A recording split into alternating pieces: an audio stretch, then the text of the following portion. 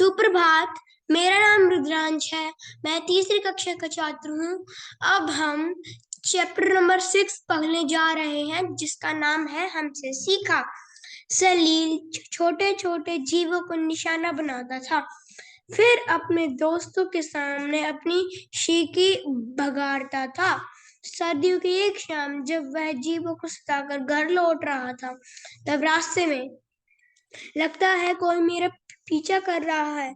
वास्तव में दो भालुओं ने पीछे से आकर उसे पकड़ लिया और उसे रस्सी से बांधकर अपने राजा शेर के सामने प्रस्तुत किया।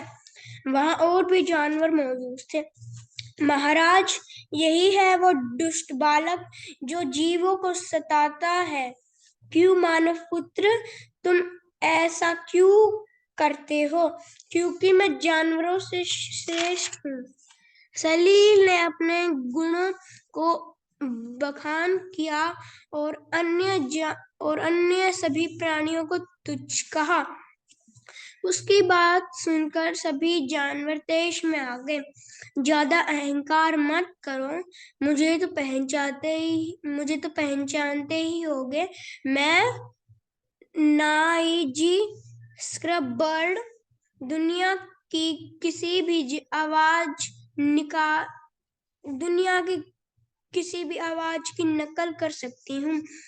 मैं अपनी लंबाई से 120 गुना लंबी छलांग लगा सकती हूँ। क्या तुम ऐसा कर सकते हो? सलील अवाक था। तभी गरनार मछली को उड़ते हुए देखकर उसकी आंखें फटी रह गई। मैं गरनार मछली हूँ। मैं पानी में तैरती हूँ, आसमान में उड़ती हूँ और जमीन पर चलती हूँ। परंतु तुम ऐसे करने के लिए यंत्रों का सहारा लेते हो। क्या तुम मेरी याददाश्त से लोहा ले सकते हो? मुझे दुनिया के किसी भी कोने में छोड़ दो, मैं वापस अपने स्थान पर लौट आऊंगा। मैं अक्लमंद हूँ, इसलिए यंत्र बना लेता हूँ, लेकिन तुम नकलची हो। हमारे गुणों को देखकर ही यंत्र बना पाते हो।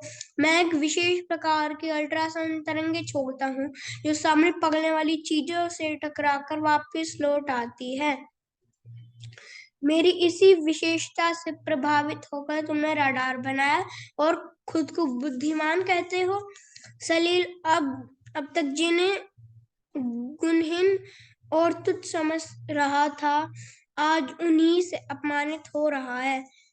उसने वहां से भागने का प्रयास किया। तभी चीता बोला, खबरदार, भागने की कोशिश मत करना, क्योंकि 112 किलोमीटर प्रति घंटे की रफ्तार है मेरी, और मैं रंग बदलने के साथ अपनी आंखों से एक ही समय में अलग अलग दिशाओं में देख सकता हूँ। तुम हमसे बच नहीं सकते। क्या अब भी तुम खुद को महान समझते हो? जी वो।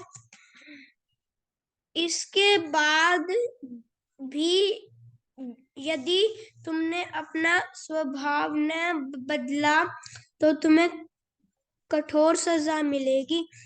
और हाथी ने सलील को सूंड से उठाकर ऊपर की ओर उछाल दिया। सलील ने डरकर अपनी आंखें बंद कर ली, लेकिन जब दोबारा उसने आंखें खोली तो न वह जंगल और न ही वह जानवर, वह अपने बिस्तर पर लेटा हुआ था। ओह, मैं सपना देख रहा था। अब उसने प्राणियों को न सताने का संकल्प लिया।